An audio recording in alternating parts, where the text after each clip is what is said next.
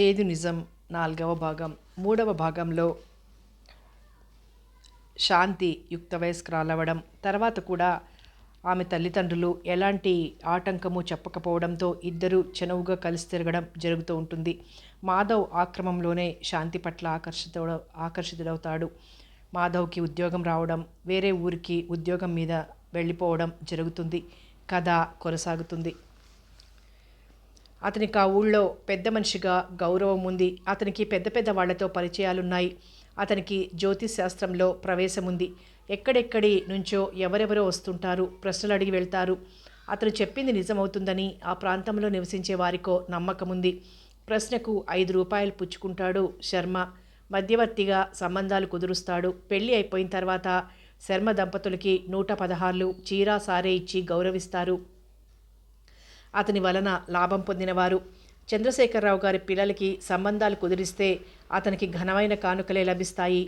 చంద్రశేఖరరావు గారి దగ్గర కాస్త గౌరవం పెరుగుతుంది అతనికి. ముఖ్యంగా మాధవ్కేదన్నా సంబంధం కుదిర్చేయాలి అనుకుంటున్నాడు శర్మ. అతని అసలు పేరు సోమనాథ శర్మ. అతని వృత్తి పౌరోహిత్యం. అతని తాత తండ్రుల నుంచి అదే వృత్తిలో ఆ ఊళ్ళోనే ఉన్నారు.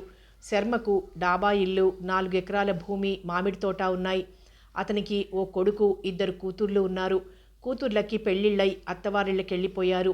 కొడుక్కి పౌరోహిత్యం నచ్చక చదివి ఉద్యోగంలో ప్రవేశించాడు. అతనికి పెళ్ళయింది. 2 పిల్లలు కూడా.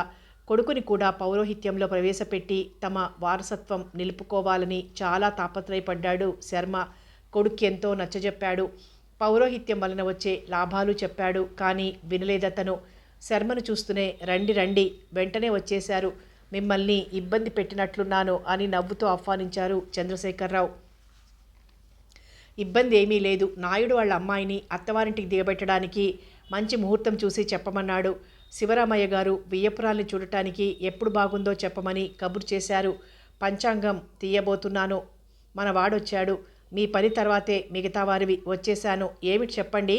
ఎప్పుడు వేళగాని వేళ ఇలా కబురు చెయ్యని మీరు అని ప్రశ్నార్థకంగా ముక్కు చివరకు జారిన కళ్ళజోడుతో చంద్రశేఖరరావు గారి ముఖంలోకి చూశాడు శర్మ. అతని ఎదుట కుర్చీలో కూర్చుని, ఆ మధ్య మన అబ్బాయికి ఏవో సంబంధాలున్నాయని చెప్పారు. ఏదో ఒకటి సెటిల్ చేసేసుకుంటే బాగుంటుందని సాలోచనగా తల పంకించి శూన్యంలోకి చూస్తూ, చూద్దాం, అబ్బాయి గోత్రం, కులం వగైరా అన్నీ మనవే చెప్దామంటారా అడిగాడు శర్మ. అవును, మరేం చెబుతాం. అబ్బాయి మీ కడుపున పుట్టినవాడు కాదని, పెంచుతున్నవాడని చాలామందికి తెలుసు. మనం అబద్ధం చెప్పి లాభం లేదు. కులం, గోత్రం, కుటుంబం, సాంప్రదాయం ఎంక్వైరీ చేస్తారు కదా మరి. చంద్రశేఖరరావు గారికి కొంచెం చిరాకేసింది.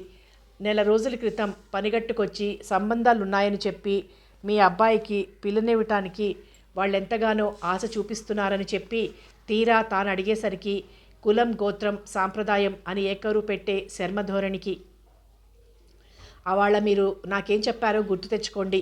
నేను అబ్బాయిని కనుక్కుని చెబుతాను అని అడ్డుపుల్ల వెయ్యకపోతే ఆ రోజే ఏదో సంబంధం సెటిల్ చేసేయగలను అన్నట్టు మాట్లాడారు అని వ్యంగ్యంగా నవ్వుతూ శర్మ ముఖంలోకి చూశాడు చంద్రశేఖరరావు. అబ్బే, అనుమానమేమీ వద్దు. ఇప్పుడు అదే మాట. కానీ ముందుగా మనం వారికి అబ్బాయి జన్మవృత్తాంతం గట్రా ఎలా ఏమిటి చెప్పాలో ఓ మాట అనుకోవాలి కదా. బంధువుల అబ్బాయిని పెంచుకున్నానని చెప్పండి అన్నాడు చంద్రశేఖరరావు వెంటనే. బంధువులంటే దూరపు బంధువులు. తల్లిదండ్రులు ఇద్దరూ ఒకే నెలలో పోయారు. వాణ్ణి పోషించే వారెవరూ లేరు. ఏదో అనాథాశ్రమంలో అప్పగించాలనుకుంటున్నారు ఇరుగు పొరుగులు. ఆ సమయంలో నేను తెచ్చుకున్నాను. అలాగే చెప్దాం. మరి మనిద్దరం కలిసి వెళ్దామంటారా, నన్ను కనుక్కుని రమ్మంటారా? రుక్మిణి పిలిచాడు చంద్రశేఖరరావు. వెంటనే అతనికి ఏం సమాధానం ఇవ్వాలో తోచక పైట చెంగుతో చేతులు తుడుచుకుంటూ వచ్చింది రుక్మిణి. శర్మగారు మాధవ్కి సంబంధం ముందు నేను కనుక్కురానా, ఇద్దరం కలిసి వెళ్దామా అని అడుగుతున్నారు అని నువ్వేమంటావు అన్నట్లు రుక్మిణి ముఖంలోకి చూశారు. మీరు మన స్థితిగతులు, అబ్బాయి ఉద్యోగం, చదువు అది చెప్పి అమ్మాయిల ఫోటోలు తీసుకురండి. నచ్చిన అమ్మాయిని చూసి మాట్లాడుకుందాం అంది రుక్మిణి. సరే, విశాఖపట్నంలోనే 4-5 సంబంధాలున్నాయి. తర్వాత అగ్రహారం, అనకాపల్లి, ఇంకా 2-3 చోట్ల నాకు తెలిసిన మంచి సంబంధాలు 4-5 ఉన్నాయి. కనుక్కొని వస్తాను. రేపే పంచమి, శుక్రవారం. మంచిది, వెళ్తాను. మీ సెలవైతే అన్నాడు శర్మ గబగబా. వెళ్ళిరండి. నేను మా చెల్లెల దగ్గరికి ఒకసారి వెళ్ళి 2 రోజులుండి అమ్మాయిని తీసుకొచ్చేస్తాను అని రుక్మిణి అని పిలిచాడు. వాళ్ళకి కొంత దూరంలో నిల్చుని వారి సంభాషణ వింటున్న రుక్మిణి చంద్రశేఖరరావు గారి ముఖంలోకి ప్రశ్నార్థకంగా చూసింది. బీరువాలో 100 రూపాయలు తెచ్చి శర్మగారికివ్వు చెప్పాడు చంద్రశేఖరరావు. తర్వాత చూసుకుందాం లేండి మొహమాట పడ్డాడు శర్మ. పర్వాలేదు తీసుకోండి, ఖర్చులకుంటాయి. అన్ని సంబంధాల వివరాలు కనుక్కొని అమ్మాయిల ఫోటోలు తీసుకురండి చెప్పాడు చంద్రశేఖరరావు. చిత్తం, సెలవు మరి అని లేచి నిల్చున్నాడు శర్మ. కాఫీ ఏమన్నా తీసుకోండి అంది రుక్మిణి. అమ్మా మీరు వెళ్ళనివ్వరు కదా, మళ్ళీ చతికిలబడ్డాడు కుర్చీలో. రుక్మిణి లోపలికి వెళ్ళి 5-6 నిమిషాల్లో కాఫీ తెచ్చి చంద్రశేఖరరావుకి శర్మకి చెరో కప్పు ఇచ్చింది. నాకు కూడా తెచ్చావు, సరే ఇవ్వు అంటూ రుక్మిణి చేతిలో కప్పు తీసుకున్నాడు చంద్రశేఖరరావు. కాఫీ తాగి మరోసారి చంద్రశేఖరరావుకి నమస్కారం పెట్టి వెళ్తానని చెప్పి వెళ్ళిపోయాడు శర్మ. అతను వీధి వరండా మెట్లు దిగటం చూసి, మరీ 100 రూపాయలు ఎందుకండి, మీరు ఇవ్వమంటే అతను ఎదురుగా ఏమన్నా బాగుండదని ఊరుకున్నాను. అలా డబ్బు ఇవ్వాల్సి వచ్చినప్పుడు చాటుగా చెప్పొద్దు అంది రుక్మిణి. చాటుగా నిన్ను సంప్రదిస్తే అతనికి బస్ ఛార్జీలు కూడా సరిగ్గా ఇవ్వొద్దంటావు. 4 ఊళ్ళు తిరగాలంటే ఖర్చవదు రుక్మిణి అన్నారు చంద్రశేఖరరావు. జిల్లాలు దాటి వెళ్తున్నాడా, రాష్ట్రాలు దాటి వెళ్తున్నాడా, చుట్టుపక్కల ఊర్లు వెళ్ళటానికి మరోసారి వెళ్లాల్సి వచ్చినా ఇంకా ఛార్జీలు ఇవ్వకండి. మరోసారి అతను వెళ్లాల్సి వస్తే అలాగే. రేపు మీరు వెళ్ళి వరలక్ష్మిని శాంతి ఉద్దేశం కూడా అడిగేయండి. శాంతి ఉద్దేశం ఏమిటి? దానికి రవీంద్ర అంటే ఇష్టమే, వాడికేం తక్కువని. మాధవ్ గురించి అనలేదు రుక్మిణి. ఆ ప్రసక్తి తెస్తేనే అతను మండిపడతాడని తెలిసి. మాధవ్ మళ్ళీ ఎప్పుడొస్తానన్నాడు? నీతో ఇంకేం చెప్పాడు? పెళ్లి సంబంధాలు చూడొద్దని చెప్పాడు. మళ్ళీ వస్తానని చెప్పలేదు. శర్మగారు ఫోటోలు తెచ్చాక నేనే వెళ్తాను వాడి దగ్గరికి. అవును అలా చెయ్యి. ఆమె లోపలికి వెళ్ళిపోయి ఇంటి పనుల్లో నిమగ్నమైంది. అతను పేపర్ చేతిలోకి తీసుకున్నాడు. అతనికి పేపర్లో విషయాలు చదవటానికి స్థిమితం లేదు. ఆమె ఏం చేస్తుందో ఆమెకే తెలియదు. హాయిగా శాంతిని మాధవ్కిచ్చి పెళ్లి చేసేస్తే బాగుండును. ఏమిటో ఈయన పిచ్చి. రవీంద్ర పెళ్ళైతే మాత్రం మారతాడని నమ్మకమేముంది? శాంతికి చదువురాదనే చులకన భావం ఉందతనికి. దాన్ని క్షణక్షణం మొద్దు అని, బ్రూట్ అని హేళన చేస్తుంటాడు. పెళ్లి చేసుకుంటే దాన్నో పురుగును చూసినట్టు చూడగలడే గాని అంతకన్నా భార్య అనే అభిమానం వేరు అతనుకుండవు. ఒకవేళ వరలక్ష్మి అతని తండ్రి మాట కాదనలేకపోయినా ఇలా సాగుతున్నాయి ఆమె ఆలోచనలు. శాంతికి రవీంద్రతోనో మాధవ్కి ఏదో సంబంధం చూసి ఇద్దరికీ ఈ నెలలోనే పెళ్లి జరిపించేయాలి. జాప్యం కూడదు. పిల్లల బుద్ధులు వెర్రితలలు వెయ్యకముందే వాళ్ళని సరియైన దారిలో పెట్టడం తన ధర్మం. మాధవ్ పెళ్ళొద్దన్నా తన మాట కాదన్నా అతన్ని ఒప్పిస్తాడు. ఎలాగైనా పెళ్లి జరిపించేస్తాడు. శాంతితో అతన్ని చనువుగా తిరగనివ్వటం పొరపాట కాదు. కానే కాదు. తను వాణ్ణి పెంచి పెద్ద చేశాడు కాబట్టి తనను తండ్రిగానో శాంతిని చెల్లెలుగాను భావిస్తాడని అనుకున్నాడు. కానీ వాడు ఇటువంటి ఆకర్షణకి లోనవుతాడని కలనన్నా అనుకోలేదు. ఎంత తొందరగా సంబంధం కుదిరితే అంత తొందరగా వాడి పెళ్ళి జరిపించెయ్యాలి. ఇది అతని ఆలోచన. మర్నాటి ఉదయాన్నే సంచిలో బట్టలు తువ్వాలు పెట్టుకుని వరలక్ష్మి గారి ఊరు అగ్రహారం ప్రయాణమయ్యారు చంద్రశేఖరరావు. శాంతి అభిప్రాయం ముందు కనుక్కోవాలి. దానికి రవీంద్ర ఇష్టమయ్యే ఉంటుంది. ఎప్పుడు అగ్రహారం వెళ్తావా అని అడిగినా సంతోషంగా ప్రయాణమైపోతుంది. పెళ్లి తర్వాత రవీంద్ర దారిలోకి వస్తాడా, లేకపోతే శాంతి జీవితం నరకమైపోతుంది. ఎప్పుడో వరలక్ష్మి అన్నట్టు గుర్తు. 3 ముళ్ళు పడితే వాడే దారిలోకి వస్తాడు అని. ముద్దుగా శాంతిని కోడలంటుంది వరలక్ష్మి. ఆ మాట మనఃపూర్వకంగా అంటుందో లేక అన్న కూతురిని హాస్యం చేస్తుందో తనకు తెలియదు. పిల్లలకి వయసు వచ్చింది, పెళ్లి చేసేద్దాం, నువ్వేమంటావో చెప్పు అని వరలక్ష్మిని అడగాలని ఎన్నోసార్లు అనుకుంటాడు. కానీ అడగలేకపోతాడు. భార్యకే కాదు అతనికి వస్తుంది. రవీంద్రకు శాంతిని ఇవ్వటమా అనే తటపటాయింపు. ముందు శాంతిని అడిగి తర్వాత వరలక్ష్మిని. శివరావు రవీంద్ర వాళ్లతో సంప్రదిస్తాను అనే నిర్ణయానికి వచ్చాడు చంద్రశేఖరరావు. అమ్మాయి గారు, అందం గుంటూరు అంది ముత్యం మామిడి తోటలో సిమెంట్ బెంచ్ మీద కూర్చున్న శాంతి ముఖంలోకి ముచ్చటగా చూస్తూ. నువ్వు నాకన్నా బాగుంటావే ముత్యం, నీ పెళ్ళెప్పుడు? ఎంకులు మావ ఏమంటున్నాడు? నవ్వుతూ దిగువన కూర్చున్న ముత్యాన్ని అడిగింది శాంతి. సిగ్గుపడిపోయింది ముత్యం. ముత్యానికి దానికి ఎంకులు మావంటే ఎంతో ఇష్టం. ఎంకులు ఏతం తొక్కుతుంటే, పొలం దుక్కి దున్నుతుంటే, కోతకొచ్చిన పొలం గట్టు మీద చేతులు ముందుకు కట్టుకుని ఎంత అందంగా నిల్చుంటాడు. ఎంత ఆనందం అతని ముఖంలో కనిపిస్తుంది. ఎంకులు చేతికి ఎముక లేదంటారందరూ. కుప్పు నూర్పులు అయ్యేప్పుడు పేద సాదా అతన్ని గింజలడుక్కుంటారు. అందరికీ కొద్దో గొప్పో పంచే గాదెలో నింపుతాడు ధాన్యం. ఎంకులు తండ్రి అతను చిన్నప్పుడే పోయాడు. తల్లి ఉంది. ఆమెకు మనవరాలంటే ఇష్టమే. అందరికీ ఇష్టమైన పెళ్ళి ఎప్పుడూ అయిపోవాల్సింది. కానీ ముత్యం తండ్రికి ఎంకులకి ముత్యాన్ని ఇవ్వడం ఇష్టం లేదు. పట్నంలో ఉద్యోగం చేసేవాడికి ఇస్తాను, పిల్ల సుఖపడుతుంది, వ్యవసాయదారుడికిస్తే ఎవుక ఎదిగేలా చాకిరీ చెయ్యాలా అంటాడు. అతనికి నచ్చజెప్పబోతోంది ఎంకాలికి అక్క, ముత్యానికి తల్లి అయిన వరాలమ్మ. నీకేం తెలుసు, ఊరుకో. పట్నం సంబంధం చేస్తే పిల్ల సినిమాలు అయ్యి చూస్తూ సంతోషంగా బతుకుద్ది అంటాడు గంగులు. అలా ఆమె పెళ్ళి వెనక్కి వెళ్ళిపోతుంది.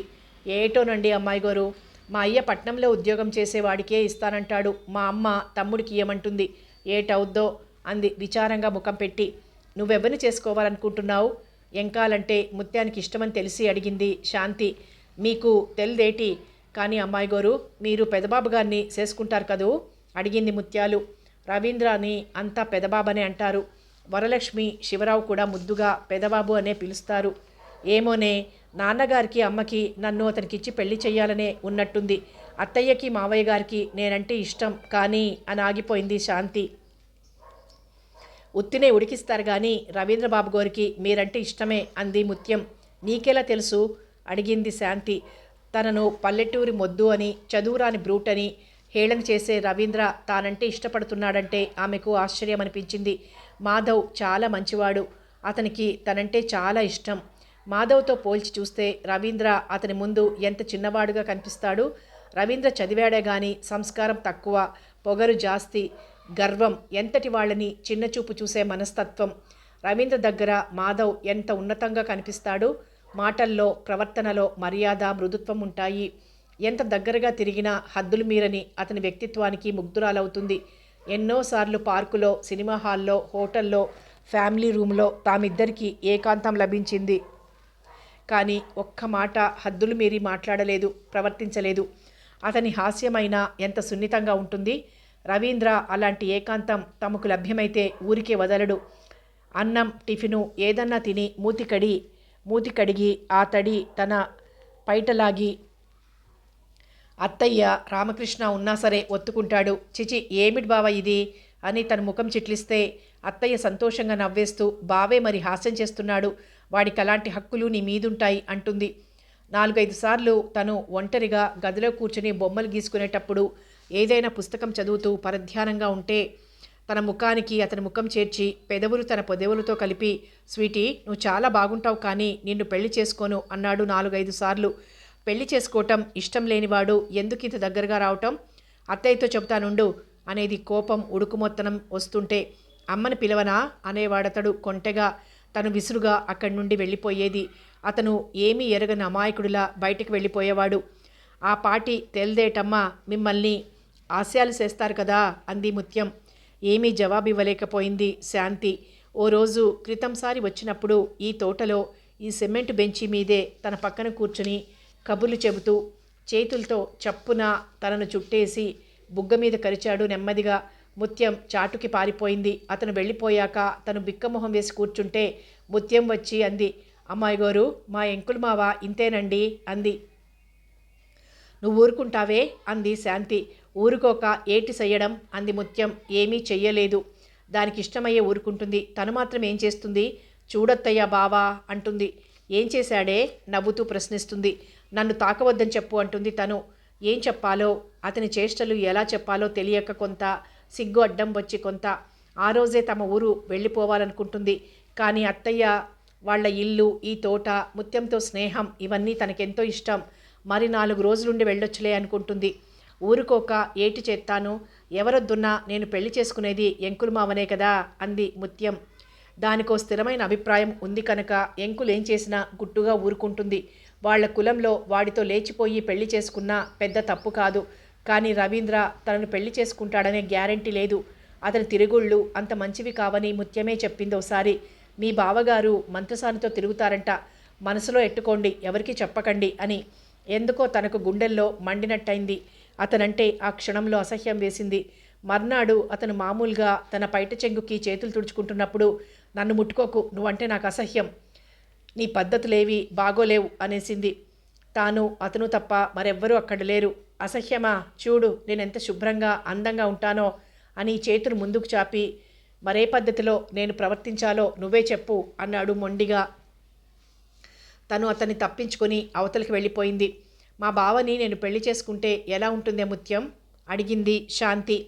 సంతోషంగా ముఖమంతా చాటంత చేసుకుని చాలా బాగుంటుంది. మీరు నేను ఎప్పుడూ ఇడిపోము. మీరు ఈ ఊర్లోనే ఉంటారు, నేను ఈ ఊర్లోనే ఉంటాను. శేషస్కొండ అమ్మగారు ఎవరేటి అడ్డం చెప్పినా మీరు ఊరుకోకండి. అతన్నే పెళ్లి చేసుకుంటానని పేచి పెట్టండి చెప్పింది ముత్యం. పెదవి విరిచి నవ్వుతూ, రవీంద్రబాబు అలవాట్లు మంచివి కావని నువ్వే చెబుతావే ముత్యం. మరి నన్ను పెళ్లాడేయండి అంటున్నావు. నీకు నా మీద ఉండే అభిమానం ఇదేనా? నేను బాధలు పడను బావని మొగుడిని చేసుకుంటే అడిగింది శాంతి. పెళ్ళైపోతే చూడండి రవీంద్రబాబు గారు ఎలా మారిపోతారో. మా అయ్య అంటాడు పెద్దయ్య గారితోటి, పెదబాబుకి పెళ్లి చేసేయండి బాబు అని. పెద్దయ్య గారు మీ నాన్నగారు వచ్చి అడుగుతారని చూస్తున్నారంట. నీకెలా తెలుసు ఇవన్నీ? మా అమ్మ అయ్యతో చెబుతుంటే ఇన్నాను. అల్లంత దూరాన తమ దగ్గరికే వస్తూ కనిపించిన రవీంద్రన్ చూసి, అమ్మాయి గారు పెదబాబు గారు వస్తున్నారు అని గాబరాగా లేచి నిల్చుంది ముత్యం. అటు చూసిన శాంతి స్టైల్గా తయారై హుందాగా నడుస్తూ వస్తున్న రవీంద్రని చిరునవ్వుతో పలకరించింది. ఉండవే అంటున్నా వినిపించుకోకుండా అక్కడి నుంచి వెళ్ళిపోయింది ముత్యం. నీ పాట వినాలని ఉంది వాళ్ళ డిస్పెన్సరీ కాంపౌండర్కి అప్పగించొచ్చేశాను అన్నాడు రవీంద్ర వచ్చి శాంతి పక్కన కూర్చుంటూ. నా గొంతు నొప్పిగా పచ్చిగా ఉంది, జలుబు చేస్తుందో ఏమో, నేను పాడలేను అంది శాంతి. ఎలా అయినా పాడాలి, ఈ తోటలో నీ పాట వినాలనే వచ్చాను. శాంతి ఏదని అమ్మనడిగితే దానికి తోటకు పోయి పాటలు పాడటం, ముత్యంతో కబుర్లు చెప్పడం సరదారా అని నవ్వింది అన్నాడు రవీంద్ర. ప్లీజ్ రేపు ఇంటి దగ్గర పాడతాలే, నువ్వే పాట పాడమన్నా పాట, నీకిష్టమైన పాట, కానీ ఇవాళ కాదు. రాత్రికి మిరియాల పాలు తాగుతాను, రేపటికి గొంతు సర్దుకుంటుంది. అయితే మరోటివ్వు. ఏమిటి? నా దగ్గరేముంది నీకు ఇవ్వటానికి? అన్ని హాస్యాలు, కొంటె కబుర్లు. నీ దగ్గరున్నది నువ్వు ఇవ్వగలిగింది నేను కోరుకునేదీను. అయితే అడుగు. తోటగదిలోకి వెళ్దాం పదా. ఇక్కడే చెప్పు. ఇక్కడ చెప్పకూడదు, తోటగదిలోనే. గుండె భయంగా కొట్టుకోవడం ప్రారంభించింది శాంతికి. అయినా ధైర్యం కూడగట్టుకుని, నేనేమివ్వగలను, చదువురాని మొద్దుని, తప్పు బావా అని ఆగిపోయి నేలచూపులు చూడసాగింది శాంతి. ఏమిటి తప్పు? నువ్వు నా కాబోయే భార్యవు అందరూ అనుకుంటున్నది. నేనేమడిగినా నువ్వు ఇవ్వవచ్చునో. చిపో, నాకు భయంగా ఉంది. పెళ్ళయ్యే వరకు నువ్వు నన్ను తాకకూడదు. నిన్ను తాకుతాననా అనుకుంటున్నావు అని గలగలా నవ్వి, చిన్న కబురు చెప్తా రా విందుగాని, ఇక్కడే వింటాను. శాంతి, నా మాట వినాలి. ఏమిటి బావా, ఎందుకు వినాలేం? వినవా? అంతే కదూ. మౌనం వహించింది శాంతి. అతని వెనక గదికి వెళ్తే అతను తన ఏం చేసినా అరిచినా తనని కాపాడేవారెవరూ లేరు. దూరంలో పొలం గట్టి మీద గడ్డి తవ్వుతున్న గంగులు కనిపించాడు. ఆ చుట్టుపక్కల లేకుండా తిన్నగా తనను వదిలి ఇంటిదారి పట్టిన ముత్యం మీద కోపం వచ్చింది. సంధ్యవేళ ఆకాశం మేఘావృతమై వర్షం వచ్చేలా ఉంది. తను గమనించలేదు. నువ్వింత మొండిదానివనుకోలేదు. చదువు లేకపోయినా సంస్కారం ఉందనుకున్నాను. నా మాటకు విలువ గౌరవం ఇస్తావనుకున్నాను. కొంతకాలంగా రాత్రి పగలు ఆలోచించి ఓ నిర్ణయానికి వచ్చాను. ఇంకా నిర్ణయం మార్చుకోవాలి. నా మాట వింటావని అనుకున్నాను. నిష్ఠూరమాడాడు రవీంద్ర. ఏమన్నా అతని వెంట తను తోటగదికి వెళ్ళాలనుకోలేదు. అతని నిష్ఠూరాలు వింటూ మౌనం వహించింది. చనువుగా ఆమె గడ్డం కింద చెయ్యుంచి ముఖం పైకెత్తి ఆమె కళ్ళల్లోకి చూస్తూ, నువ్వు చాలా అందంగా ఉంటావు శాంతి అన్నాడు రవీంద్ర. మృదువుగా అతని చెయ్యి వెనక్కి తోసింది శాంతి. టపటపా చినుకులు పడటం, రివ్వును గాలి వీచటం ప్రారంభించింది. తోటకు వచ్చి తొందరగా ఇంటికి వెళ్ళిపోక ముత్యంతో ముచ్చట్లాడుతూ వర్షం వచ్చే వాతావరణం సమయం పట్టించుకొని తనంతానే తిట్టుకుంది. రా తడిసిపోతాం, ఇప్పుడు గదికి రాక ఎలాగూ తప్పదు అంటూ లేచి నిల్చుని శాంతి చెయ్యి పట్టుకున్నాడు రవీంద్ర. తడిసిపోతే పోతాను గాని రాను అంది శాంతి. మొండితనం చెయ్యకు. నీ పట్ల అసభ్యంగా ప్రవర్తించటానికి, మానభంగం చెయ్యటానికి నేనేం అంత చదువు సంస్కారం లేని మనిషిని అనుకున్నావా? శాంతి, ఉత్తదే నిన్ను కవ్వించాలని, నువ్వేమిటో తెలుసుకోవాలని అలా అడిగానంతే. ఆమె చెయ్యి పట్టి కూర్చున్న చోటు నుంచి లాగుతూ అన్నాడు రవీంద్ర. అతని ముఖంలోకి ఓసారి కనులెత్తి చూసి అతని వెంట నడిచింది శాంతి. ఇద్దరూ పరుగులాంటి నడకతో తోటగదిలోకి చేరుకున్నారు. శివరావు తోటలో 2 గదుల పెంకుటిల్లు బంగ్లా టైప్లో 10 సంవత్సరాల క్రితమే కట్టించాడు. రవీంద్ర చదువుకునే రోజుల్లో ఫ్రెండ్స్ను తీసుకువచ్చి వేసవి రోజుల్లో వారం 10 రోజులు గడిపేవాడు. వరలక్ష్మి చేయించలేక విసుక్కుంటూనే వాళ్ళకి భోజనం, టిఫిను, కాఫీ క్యారేజీలు పంపేది. ఆ గదుల్లో ఓ మంచం, డన్లప్ పరుపు, డ్రెస్సింగ్ టేబుల్, 2 కుర్చీలు, సోఫా, పుస్తకాల బీరువా, 2 పంచెలు, 2 తువ్వాళ్ళు, కూజాతో నీళ్లు, 2 గాజు గ్లాసులు ఎప్పుడూ ఉంటాయి. ఓసారి పశువులకి గడ్డికొస్తున్న ముత్యాన్ని గది ఓసారి ఊడువు, చెత్తగా ఉంది అని గదికి రప్పించి ఆ పిల్లను అనుభవించబోయాడు రవీంద్ర. గట్టిగా అరిచి గోల చేసి తప్పించుకుంది ముత్యం. జాగ్రత్త, నా జోలికి ఎప్పుడూ రాకండి, మీ నాన్నగారితో చెప్పగలను అని బెదిరించింది కూడా. ఆ విషయం ఎప్పుడూ శాంతికి కానీ మరెవ్వరికి కానీ చెప్పలేదు ముత్యం. శాంతి భుజం మీద తువ్వాలు విసిరి తుడుచుకో అన్నాడు రవీంద్ర. ఆమె వరండాలో నిల్చుని జడ విప్పి తువ్వాలుతో తుడుచుకుంటోంది. తడిసిన ఆమె పలుచని పైట, కొద్దిగా పక్కకు వంగి నిల్చున్న ఆ తీరు, పొడవాటి తల, ఆమె సౌందర్యాన్ని ఆస్వాదించసాగాడు రవీంద్ర. ఆమెను తానిప్పుడు బలవంతాన అనుభవించవచ్చు, కానీ ఆమె తన తల్లిదండ్రులకి ఈ విషయం చెప్తుంది. వాళ్ళు శాంతి మాట తప్పక నమ్ముతారు. తానేం గోలపెట్టినా వినరు. నువ్విలా చేశావు గనక విధిగా నువ్వే దాన్ని పెళ్లాడాలని కూడా అంటారు. అప్పుడు ఇరుకున పడతాడు. ఆమె తను ఏకాంతం లభించింది. వర్షం జోరు హెచ్చింది. ఇప్పుడెవరు ఇటు రారు. ఈ అవకాశాన్ని జారవిడ్చుకోవటమా ఆలోచిస్తున్నాడు రవీంద్ర. వర్షపు జల్లు వరండా తడవడం ప్రారంభించడంతో తప్పనిసరిగా రవీంద్ర ఉన్న గదిలోకి వచ్చింది శాంతి. కూర్చో, నవ్వుతూ ఆమె ముందుకు కుర్చీ తోశాడు రవీంద్ర. బితుకు బితుకుగా అతని వైపు చూస్తూ ఆ కుర్చీలో కూర్చుంది శాంతి. తడిసిపోయావు, నేను రమ్మనగానే వచ్చుంటే ఎంత బాగుండేది అన్నాడు రవీంద్ర. నా కర్మ అంది శాంతి. చాలా బాగుంది. ఏమిటి నీ కర్మ బావా? ఆమె కళ్ళల్లో నీటి తెర. నీ మొహం, నువ్వుత్తి పిరికిదానివి అంటూ ఆమెను సమీపించాడు రవీంద్ర. ఆమె అతని నుంచి దూరం కావటానికి గింజుకుంది. ఒక్క ముద్దు అంతే. ఆమె పెదవులు చుంబించాడు. ఆమె ముఖం ముద్దులతో నింపాడు. ఆమెను గట్టిగా హృదయానికి హత్తుకున్నాడు. అమ్మాయి గారు, ముత్యం గొంతు. రవీంద్ర చప్పున చేతులు వెనక్కి తీసుకున్నాడు. శాంతి తేలిగ్గా ఊపిరి పీల్చి వదిలింది. ముత్యం గదిలోకి వచ్చేసింది. గొడుగు తెచ్చాను, ఇంటికెళ్ళిపోండి పెదబాబు గారు. మా అయ్య గొడ్లకి నీళ్లు పెడుతున్నాడు. వచ్చాక శాంతమ్మ గారిని నేను ఇంటికాడ వదిలిపెడతాను అంది ముత్యం. నీకు గొడుగెక్కడిది? అసలు నువ్వెందుకొచ్చావు ఇక్కడికి? కనుబొమ్మలు చిట్లించి చిరాగ్గా అడిగాడు రవీంద్ర. వర్షంలో శాంతమ్మగారు ఇబ్బంది పడతారని అంది ముత్యం. నీ సంగతి నాకు తెలీదా అన్నట్లు నవ్వుతూ. మరి మాట్లాడలేదు రవీంద్ర. గొడుగు వేసుకుని విసురుగా వెళ్ళిపోయాడు. అతని అడుగుల శబ్దం దూరమయ్యాక ముత్యం అని ముత్యాన్ని వాటేసుకుని ఏడ్చేసింది శాంతి. ఆ బాబగోరి సంగతి నాకు తెలుసమ్మాయి గారు, అందుకే వచ్చాను. ఏటి అవ్వలేదు కదా, మీరు ఈ బంగళా వైపు నడవడం చూశాను, ఇటు పారొచ్చాను అంది ముత్యం. రక్షించావు, నువ్వు రాకపోతే నేను సర్వనాశనమయ్యేదాన్ని అంది శాంతి. పదండి వెళ్ళిపోదాం, చీకటైతే మరీ కష్టం. వానైతే అయింది కానీ తొందర చేసింది ముత్యం. తాటాకుల గొడుగు గొడ్లపా కటక మీద నుంచి తీసింది ముత్యం. ఆ గొడుగు కింద నుంచి నడుస్తూ ఇంటివైపు ప్రయాణమయ్యారు ముత్యం, శాంతి. తోవలో తోట దాటుతుంటే ముత్యం, పెదబాబు గారు ఇలా చేశారని అత్తయ్య గారితోటి పెదబాబు గారితోటి అనమాకండి అంది నెమ్మదిగా. ఏం చెబితే ఇంకెప్పుడు నా జోలికి రాకుండా ఉంటాడు అంది రోషంగా శాంతి. సంబంధాలు అనుకుంటున్నారు కదా, కోపం వస్తుంది. ఇప్పుడు ఏటైపోయింది, ఊరుకోండి. మీ ఎంకులు మావే ఇలా చేస్తే ఏం చేస్తావే, ఊరుకుంటావా? చి పోండమ్మాయి గారు కిచకిచ నవ్వింది ముత్యం. నవ్వటం కాదు, ఎంకులు ఏ పాకచాటునో నిన్ను పట్టుకుంటే ఏం చేస్తావు? ఏటీ చెయ్యను, ఊరుకుంటాను అంది ముత్యం. అయితే ఎప్పుడైనా మా బావల మీ ఎంకులు ప్రవర్తించాడా? నాను చెప్పనన్నాను గదా, మీతో కూడా చెప్పను. నీ దగ్గర నాకు దాపరికాలు లేవు, అన్నీ చెబుతాను, నువ్వే నాకేమీ చెప్పవు. అంతేలే మన స్నేహం నిష్ఠూరమాడింది శాంతి. మా ఎంకులు మావా శుక్రారం సంతనాడు పకోడీలు కొనిస్తాడు, గాజులు వేయించుకొని రూపాయిస్తాడు. పట్నం వెళ్ళాడంటే నాకు పువ్వులు, రిబ్బన్లు, సెంపపిన్నులు అన్నీ తెచ్చిస్తాడు. మరంటే చెప్పవే, నాకు సిగ్గేస్తుందమ్మాయి గారు. నాతో చెప్పడానికి సిగ్గా? ఆడేమన్నా ఏం చేసినా నేనెవ్వరికీ చెప్పనండి. ఒకవేళ పెళ్లి చేసుకోను అంటాడనుకో, చచ్చిపోతాను. ముత్యం, అవునండి అమ్మాయి గారు. మనసు ఒళ్ళు ఆడికిచ్చాక మరోడితో పెళ్ళేమిటి? నిర్ఘాంతపోయింది శాంతి. మనసే కాక ఒళ్ళు కూడా ఎంకులకిచ్చేసిందా ముత్యం? వాడి మీద దీనికెంత నమ్మకం? ఎంకులు ఎలాంటివాడా? ఎంకులు అంత మంచివాడా ముత్యం? నీకు నమ్మకముందా? అయినా పెళ్ళయ్యేదాకా మగవాడికి లొంగిపోకూడదే అంది శాంతి. ఏటో ఎంకులు మావంటే నాకెంత ఇష్టమంటే అంత ఇష్టం. ఆడి మాట తీసి పారేయలేను. మరి ఆ భగవంతుడే ఉన్నాడు.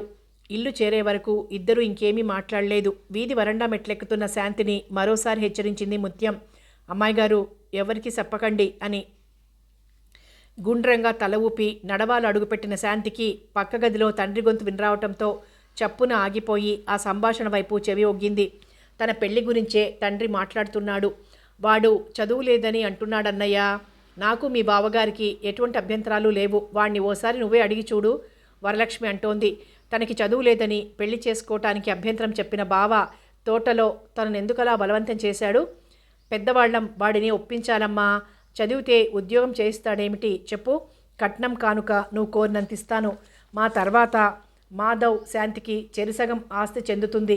కాదనుకు వరలక్ష్మి.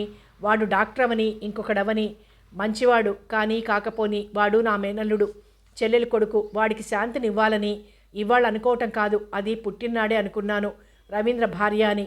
బావగారు మీరు రవీంద్రకు చెప్పండి. ఏదో కుర్రాడు కదా, చదువు గిదువు అని వద్దన్నా మీరు నచ్చ చెప్పండి అన్నాడు చంద్రశేఖరరావు. నచ్చ చెప్పడం, ఒప్పించడం, బలవంతాన కట్టబెట్టడం మంచిది కాదు బావగారు. రేపొద్దుట వాళ్ళు పొరపచ్చాలొచ్చి ఎడముఖం పెడముఖంగా ఉంటే మనమే బాధపడాల్సి వస్తుంది. చెప్తాలేండి తాపీగా. ఇప్పుడు పెళ్లికి తొందరేముంది అన్నాడు శివరావు చిన్నగా నవ్వుతూ. అలా అన్నాడే గాని అతనికి రవీంద్రకు తొందరగా పెళ్లి చేసేయాలనే ఉంది. అసలు తన కొడుకు క్యారెక్టర్ తెలుసుకుంటే చంద్రశేఖరరావు కూతుర్ని ఇస్తానని అడగటానికి రాడు.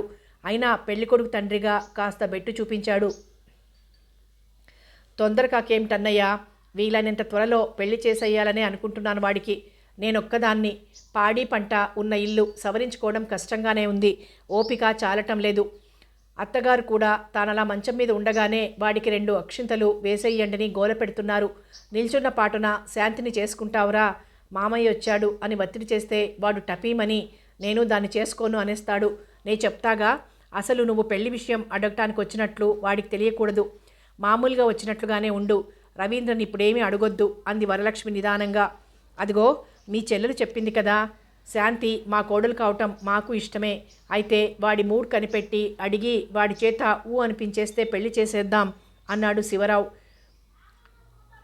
ఆ పైన పంటలు, వర్షాలు వైపు మళ్ళింది వారి సంభాషణ. నెమ్మదిగా ఆ గదిలోకి వచ్చింది శాంతి. ఇప్పటిదాకా తోటలో కూర్చున్నావా అమ్మా? అత్తయ్య చెప్పింది. తోటలో కూర్చుంటే నీకు రాత్రి పగలు టైం తెలియదని నవ్వుతూ కూతుర్ని పలకరించాడు చంద్రశేఖరరావు. అతని పక్కన వచ్చి కూర్చుంటూ, డాడీ మాధవ్ వచ్చాడా అడిగింది శాంతి. వచ్చి వెళ్ళాడు. వాడికి ఏదైనా మంచి సంబంధం ఉంటే చూడు, పెళ్లి చేసేస్తాను. వండుకు తింటూ అవస్థ పడుతున్నాడు అని వరలక్ష్మికి చెప్పాడు చంద్రశేఖరరావు. పెదవి విరిచి నవ్వి మౌనంగా ఉండిపోయింది వరలక్ష్మి. అలా వెళ్ళొస్తాను అని శివరావు బావమర్దికి భార్యకు చెప్పి వెళ్ళిపోయాడు. చెప్పు, బ్యాంక్ మేనేజర్ చేస్తున్నాడు. వాడికి ₹1,00,000 లాటరీ వచ్చింది, నీకు తెలుసు కదా. అదీ కాక నా ఆస్తి కూడా కొంత వాడికి చెందుతుంది అని వరలక్ష్మి ముఖంలోకి చూశాడు చంద్రశేఖరరావు. వాళ్ళ తదనంతరం ఆస్తి అంతా శాంతికే చెందుతుందని అనుకుంటున్న వరలక్ష్మికి అతని మాట ఆశాభంగమే కలిగించింది. నీ ఆస్తి అంతా శాంతికే చెందితే బాగుంటుంది అని అనాలని అనలేకపోయింది వరలక్ష్మి. చూస్తాన్లే అని మళ్ళీ ఏదో జ్ఞాపకం వచ్చినట్లు అన్నయ్య అని పిలిచింది వరలక్ష్మి. ఏమిటమ్మా అన్నాడతను ఆమె ఏం చెప్పబోతుందో అనే కుతూహలంతో. కులం ఏదైనా గుణం కదా మనకు కావాలి. మా పురోహితుడి గారి అమ్మాయుంది. పిల్ల పచ్చటి ఛాయ్తో బంతి పువ్వులా ఉంటుంది. BA చదువుతుంది. కనుక్కోమన్నావా అడిగింది. సుబ్రహ్మణ్య శాస్త్రి గారి అమ్మాయా? అవును. అతని భార్య పోయింది కదూ. ఒక అబ్బాయి అని కూడా విన్నాను. అవును. కూతురు కూడా ఉందా? అయితే నాకు సరిగ్గా తెలియదులే. ఉంది. అయితే ఆ పిల్ల తొలి భార్యకు పుట్టింది కాదు. అతను రెండవ పెళ్లి చేసుకోలేదనుకుంటాను. లేక చేసుకున్నాడా? నాకు తెలియదులే. ఈ సంభాషణ అంతగా నచ్చని శాంతి అక్కడి నుంచి వెళ్ళిపోయింది. అతను కాపుదాన్ని ఉంచుకున్నాడు. దానికి పుట్టింది. చంద్రశేఖరరావు ముఖంలో అయిష్టత స్పష్టంగా కనిపించింది. కులం మాటకేం కానీ తల్లి మంచిది కాదు. వద్దులే, మరేదన్నా మంచి సంబంధం చూడు అనేశాడు. అలాగేలే, కనుక్కుంటాను. కానీ మీ అన్నయ్యకు ఎలాంటి కొడుకు, అతని తల్లిదండ్రులెవరు అనే ప్రశ్న రాకమానదు. ఎంత కులం పట్టించుకోకూడదనుకున్నా తల్లిదండ్రులు సాంప్రదాయం చూస్తారు కదా పిల్లనిచ్చేటప్పుడు. అంత అడిగేవారికి పిల్లను వాడికి చెయ్యను. మాధవ్ ఎంత బుద్ధిమంతుడు. నిజానికి మన పిల్లల కన్నా తెలివైనవాడు, వినయ విధేయతలున్నవాడు, సంస్కారవంతుడు, మంచివాడు గబగబా అన్నారు చంద్రశేఖరరావు. అతని మాటల్లో రోషం తొంగి చూసింది. వస్తూనే మాటలతోనే సరిపోయింది. ఉండు, పలహారం తెస్తాను అని లేచి వంటగదిలోకి వెళ్ళింది వరలక్ష్మి. ఆ రోజు మాత్రం ఉండి మరో రోజు శాంతిని తీసుకుని వెళ్ళిపోయాడు చంద్రశేఖరరావు. రవీంద్ర అంటే నీకిష్టమే కదూ అని శాంతిని ఇంటికొచ్చాక ఆమెను ఒంటరిగా పెరట్లో నందివర్ధనం పూలు పూజకు కోస్తున్నప్పుడు అడిగాడు చంద్రశేఖరరావు. మంచివాడో చెడ్డవాడో తనకు దగ్గరగా వచ్చి తన శరీరం తాకిన వ్యక్తి రవీంద్ర. అతనికే భార్య అవ్వాలి, లేకపోతే అవ్వాళ్ల తోటలో అలా తనని ఉక్కిరిబిక్కిరి చేసేశాడు. అదంతా విస్మరించి మరొకడికి ఈ శరీరం ఎలా అర్పించగలదు? అతనికి భార్య అయినాడు. అతని బలహీనతలు, అతని అలవాట్లు, చెడు ప్రవర్తన అన్నీ సరిదిద్దుతుంది. అతన్ని శాసించే అధికారం అప్పుడుంటుంది తనకు. ఇలా ఆలోచించిన శాంతి సిగ్గుగా తల వంచి చిరునవ్వు నవ్వేసింది. చెప్పమ్మా, అన్నీ అవును అనేసుకున్నాక నీకిష్టం లేదంటే?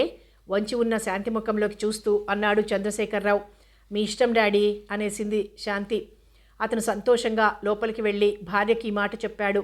తొలినాటి రాత్రి తన చెల్లెలి గారి ఊళ్ళో చెల్లెలితో బావతో మాట్లాడిన మాటలు, వాళ్ళన్న మాటలు చెప్పాడు. శాంతిని అడుగుదాం, అదేమంటుందో అందావిడ. ఆమె శాంతిని అడిగి ఆ విషయం తనకు చెప్పేదాకా ఆగలేని చంద్రశేఖరరావు తానే శాంతిని అడిగేశాడు. శాంతి మీ ఇష్టం అనేసింది.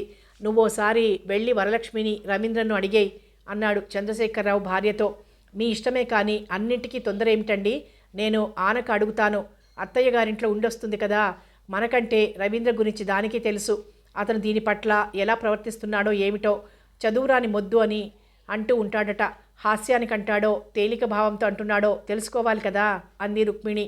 అయితే అన్నీ అడిగి తెలుసుకునే వెళ్ళు. మాధవ్ అలా అడిగిన దగ్గర నుంచి ఇద్దరికీ ఎంత వేగం పెళ్ళిళ్ళు జరిపించేద్దామా అని ఉంది నాకు. అవును, అన్నట్టు శర్మగారు వచ్చారా? ఇవాళ వస్తారేమో. వెళ్ళారట. చేసేద్దాం. మంచి చెడు చూసుకోము. పెళ్ళంటే ఏమిటి? కూరగాయల బేరమా? 100 ఏళ్ల పంట. ఇంకా చంద్రశేఖరరావు ఏమీ మాట్లాడలేదు. వీధి గదిలోకి వెళ్ళిపోయి ఈజీ చైర్లో కూర్చొని పేపర్ చేతిలోకి తీసుకున్నాడు. మధ్యాహ్నం చంద్రశేఖరరావు నిద్రపోతున్నాడు. శాంతి మేడ మీద గదిలో మంచం మీద ఒత్తిగిలి పడుకొని ఏదో నవల చదువుతోంది. నెమ్మదిగా మేడ మెట్లెక్కి కూతురు గదిలోకి వెళ్ళి ఆమె పక్కలో కూర్చొని శాంతి అంటూ ఆప్యాయంగా ఆమె నడుం చుట్టూ చెయ్యి వేసింది రుక్మిణి. ఏమిటమ్మా, నవల చాలా బాగుంది, మధ్యలో డిస్టర్బ్ చేశావు అంది గారంగా పుస్తకం మడిచి దిండు కింద పెట్టేసి శాంతి. నీతో ఓ ముఖ్యమైన విషయం మాట్లాడాలమ్మా అంది రుక్మిణి. ఏమిటన్నట్లు తల్లి ముఖంలోకి చూసింది శాంతి. నాన్నగారు నిన్ను రవీంద్రకిచ్చి పెళ్లి చేయాలనుకుంటున్నారు, నీకు తెలుసు కదా. మాధవ్ అడిగాడు శాంతిని నాకిచ్చి పెళ్లి చేయటానికి మీకేమైనా అభ్యంతరాలున్నాయా అని. నేనేమో రవీంద్ర కన్నా మాధవ్కి ఇచ్చి చేస్తే నువ్వు సుఖపడతావని అనుకుంటున్నాను. నాన్నగారేమిటో నాకు ఆ మాట అడిగేసరికి మండిపడ్డారు. పాపం వాడు చిన్నబుచ్చుకొని వెళ్ళిపోయాడు. నిన్నేమీ నాన్నగారు అడగలేదు కదా. నువ్వు సరే మీ ఇష్టం అనేస్తామేమో అని భయపడుతున్నాను. భయం ఎందుకమ్మా? నవ్వబోతూ అడిగింది శాంతి ఆమె మాట మధ్యలో. అతని అలవాట్లు మంచివి కావు. పెళ్ళైనంత మాత్రాన అతన చెడు అలవాట్లు మానుకుంటాడని నాకు నమ్మకం లేదు. తాగేవాడు, జూదగాడు భార్యను ప్రేమిస్తారు, అభిమానిస్తారు. కానీ పరిస్త్రీ లోలుడికి భార్య మీద ప్రేమాభిమానాలుండవు. వద్దు, నాకు ఇష్టం లేదని చెప్పేయి. మాధవ్ని చేసుకో. మాధవ్ ఏమని అడిగాడు? అడిగింది శాంతి. అతనికి నాన్నగారు పెళ్లి సంబంధాలు చూస్తున్నారని తెలిసిందట. సంబంధాలు చూడకండి, శాంతిని పెళ్లి చేసుకుంటానని సూటిగానే అడిగాడు. మీ డాడీకి ఎందుకో బాగా కోపం వచ్చేసింది. ఏమేమో అనేశారు అతన్ని. అంటారు కానీ ఆయనకు కులపట్టింపు ఉంది. ఏ జాతివాడో వాడికి పిల్లని ఎలా ఇస్తాను అన్నారు. శాంతి మాట్లాడలేదు. మాధవ్ అలా అడుగుతాడని ఆమె ఊహించలేదు. అతనెప్పుడూ అటువంటి భావం మాటల్లో కానీ ప్రవర్తనలో కానీ వ్యక్తం చేయలేదు. తన అభిప్రాయం కనుక్కోకుండా తన తండ్రిని అడిగేశాడు ముందుగా. అతనికి తాను అతన్ని కాదనే నమ్మకం కావచ్చు. తానెప్పుడైనా అతనికి అటువంటి భావం వచ్చేలా ప్రవర్తించిందా? ఏమో. ఆమె గుండె వేగంగా కొట్టుకోసాగింది. ఇంతే, ఈ మాట చెప్పటానికే వచ్చాను. నాన్నగారు అడిగితే అడగొచ్చు, రవీంద్రను చేసుకుంటావా మాధవ్ని చేసుకుంటావా అని. అప్పుడు మొహమాటం లేకుండా చెప్పేయి, మాధవ్నే చేసుకుంటానని. నీ ఇష్టాన్ని మీ నాన్న కాదనరు. చదువుకో. మాధవ్ చాలా మంచి పిల్లవాడు. నాకన్నా నీకే బాగా తెలుసు అతని గురించి. రవీంద్రని చేసుకో అంటే తల తాటించి సరే అనేసేవు సుమా. ఆయనకి ఆ అబ్బాయి అంటే మోజు. ఏమేం చెబుతారు కానీ నా మాట మర్చిపోకు, గుర్తుంచుకో అని హెచ్చరించి మరీ మేడ దిగిపోయింది రుక్మిణి. తాను కలనన్నా ఊహించని ఈ వార్త. మాధవ్ తనని పెళ్లి చేసుకుంటానని అడిగాడట. మాధవ్కి అటువంటి ఉద్దేశం ఉంటే తనతో ముందుగా ఎందుకు చెప్పలేదు? మర్యాదగా ముందు తల్లిదండ్రుల్ని అడగాలనుకున్నాడేమో. మాధవ్ తన పట్ల ఓ మంచి స్నేహితుడిగా, ఆత్మీయుడిగా వ్యవహరించేవాడు అంతే. కానీ ఎప్పుడూ అటువంటి భావం వ్యక్తం చేయలేదే.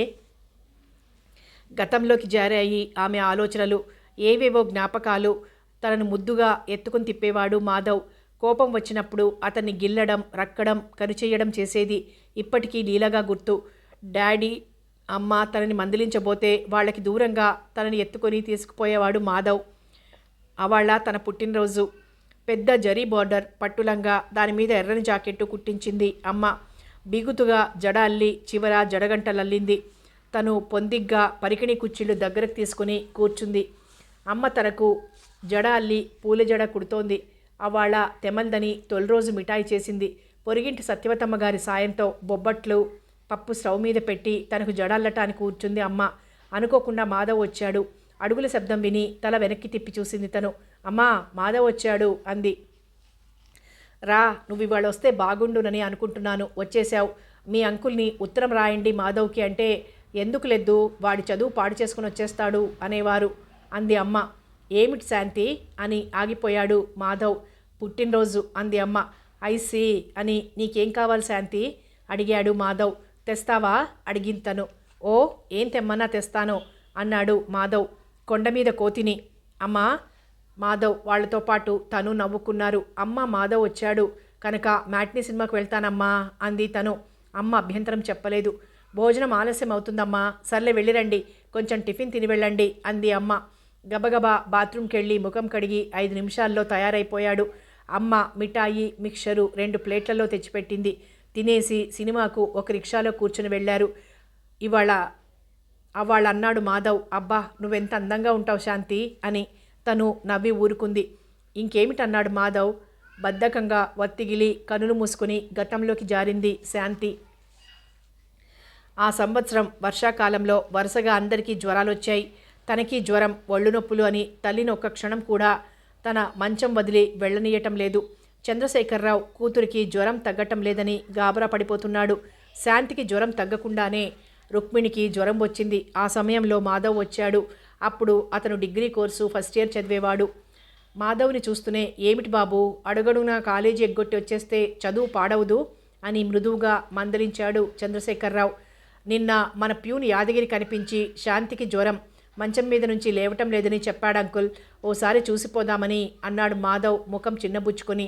ఆ తర్వాత రుక్మిణి చంద్రశేఖరరావుని, పిల్లాడు పాపం అభిమానంతో శాంతికి జ్వరమని చూడాలని వస్తే అలా అనేసారేమిటి, మీకేం తెలియదు పాపం ఆ అబ్బాయి, మీరు అలా అనేసరికి ఎంత చిన్నబోయాడో గ్రహించారా అంది. అతను నవ్వేసి ఊరుకున్నాడు. ఆ రాత్రి రుక్మిణికి జ్వరం ఎక్కువై అస్సలు లేవలేకపోయింది. చంద్రశేఖరరావుకి తనకి మాధవ్ వంట చేశాడు. కందిపొడి చారుతో తనకు అన్నం పెడుతున్న మాధవ్ని చూసి, నువ్వెందుకు చేసావు నాన్న వంట, క్యారియర్ తెప్పించేయాల్సింది అన్నాడు. భోజనంతో అతనికి పని సరిపోలేదు.